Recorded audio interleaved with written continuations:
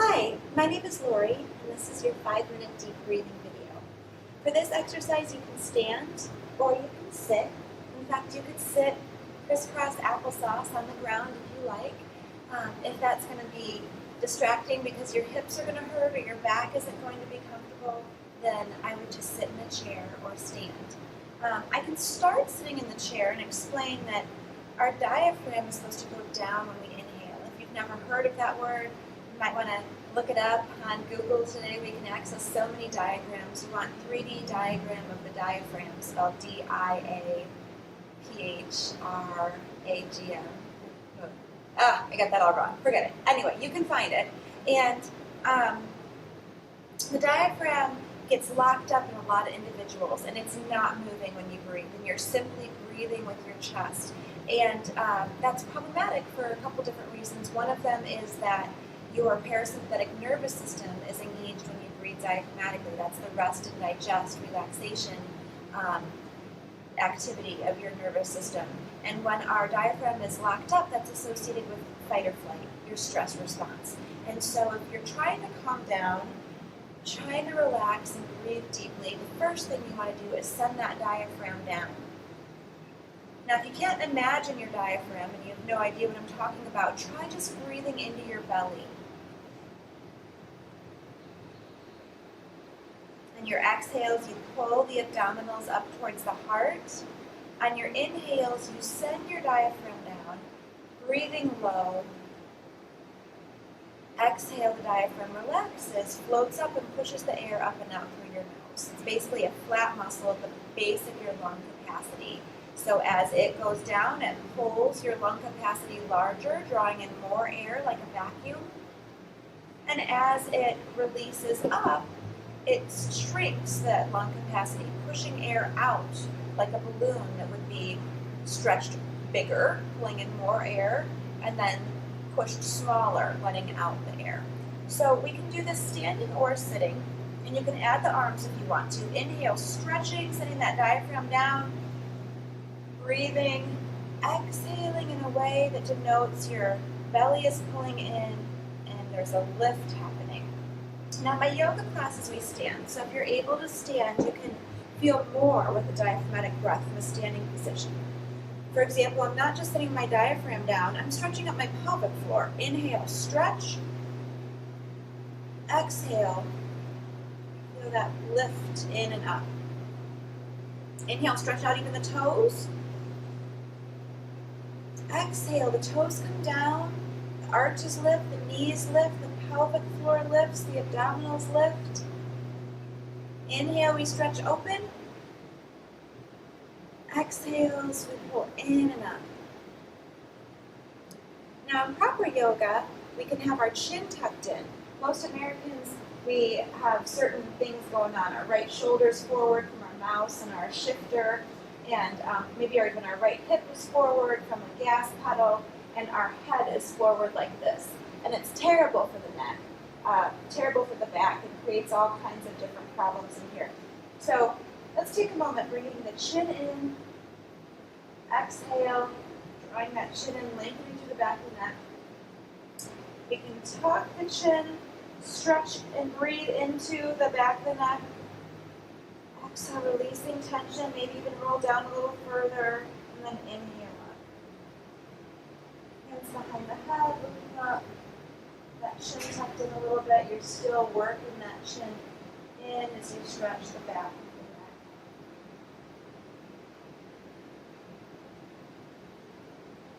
So I hope that helped you out. If you bring that chin in, you might even feel what yoga has to offer in terms of energetic lift from the arches of the feet all the way through the crown of the head. So let's try it. Inhale, stretch. Exhale, lift the arches, the pelvic floor, the abdominals, chin in. There's a lift through the crown of the head energetically. Inhale, we stretch. And exhale, we lift. Now, with the chin tucked in, as you exhale, the epiglottis of the throat is partially closed, and you might even hear a sound. They call it Darth Vader breath or ocean breath, which is much nicer. That sound when you put a shell up to your ear. It's almost like a little hissing sound. So let's go ahead and take a hand in front and inhale and exhale with an open mouth and pretend you're fogging up a mirror represented by your hand. And then try to make that same sound with the chin tucked in with your mouth closed. And that's the sound we're looking for. If you don't hear it, try pressing your fingers to close your ears. Not in your ears, that's ucky, you might get some earwax, but over the little flap. Inhale, exhale, tuck your chin in, and make that sound. Good. Okay, so one more time, we're going to inhale, stretching, exhaling. Feel the lift, hear the sound of your exhale. Very good. Okay, so I'm going to go ahead and sit down for this next portion. It's the complete yogic breath. We've been focusing on the diaphragmatic portion, which is the portion most people are missing, quite honestly. Most people are walking around with their diaphragms locked up and they're just breathing in their chest. So that's the first step, getting that diaphragmatic breathing going. But once you've got that, you're breathing down low, picture your torso as a canister you're going to fill with air, much the same way you would fill a glass with water.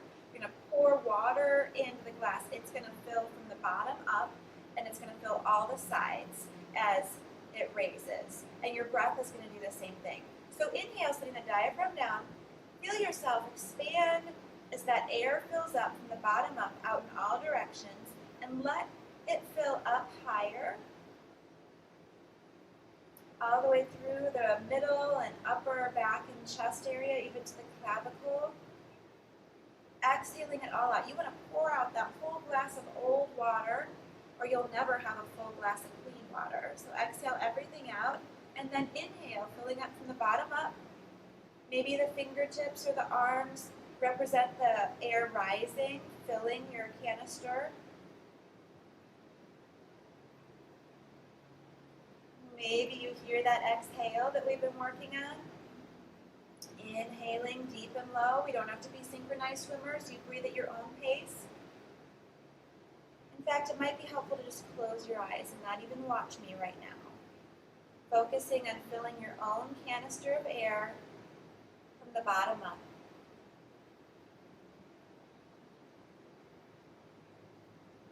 You don't have to use the arms. You can just focus on filling that canister of air.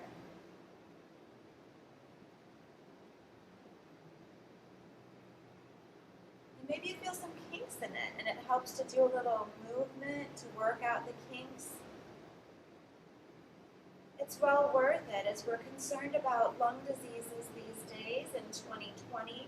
Know that there's some alveoli in your lungs that for some people never really get stretched and breathed into, and there's just old gunk on them. And so what you want to do is exhale fully contract your lungs, and then inhale, stretching and breathing into all those corners.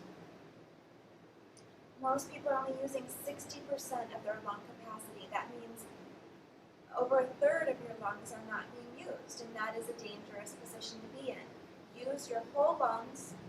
Breathe into every corner. Feel the stretch with your eyes closed, front, back, and sides, filling up with air a few, 3 to 5 more times at your own pace. Nice and slow.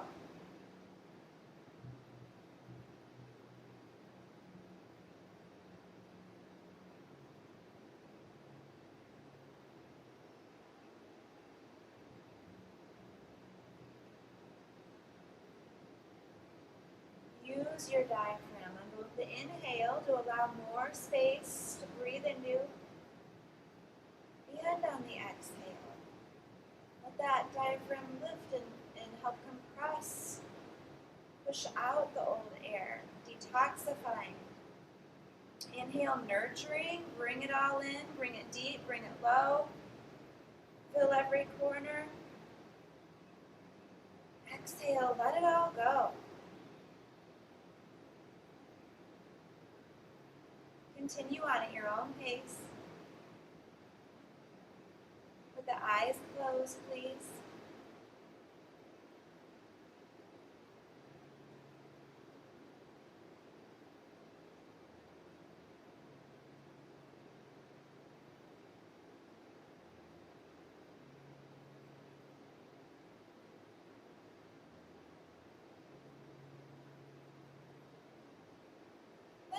settle down, simply observe your breath. Become the inner observer. Again, eyes closed, please. Focusing your internal awareness. Observing how your body feels in response to your breath, and observing your breath yourself. You need to set your feet flatter, set your hands either palms down or palms up so you're completely comfortable, sitting up tall, observing your body,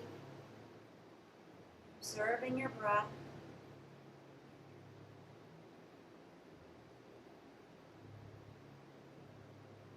No longer forcing it to do anything, just observing, being a loving inner observer, watching your breath the same way you'd watch a movie.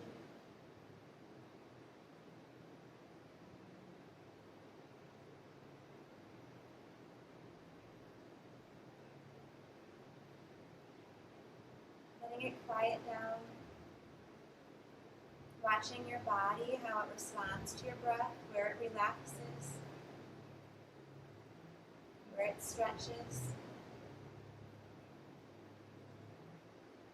Maybe even watching your energy. Maybe you feel something in addition to your physical body stretching and contracting with each breath.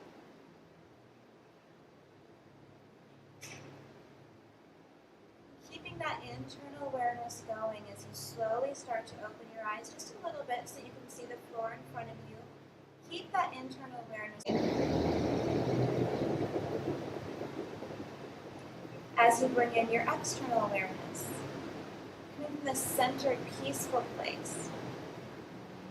Embodying your body, feeling what's going on in your toes, in your nose, in your breath. So you naturally shift in a way that's more comfortable. And as you have this loving compassion towards yourself, you'll find that you have more loving compassion towards everyone else as well. Whenever you find yourself getting stressed, just send that diaphragm down. And repeat this process until you find your inner stillness. And come from that place of inner, at some level, it'll become inner joy, inner bliss. Inner peace is a good place to start. Enjoy your day. In yoga, we say namaste. It means the light in me sees the light in you. I'm thankful for you, lifting up gratitude. Thank you for practicing today and making the world a better place, one person at a time, starting with yourself. Namaste.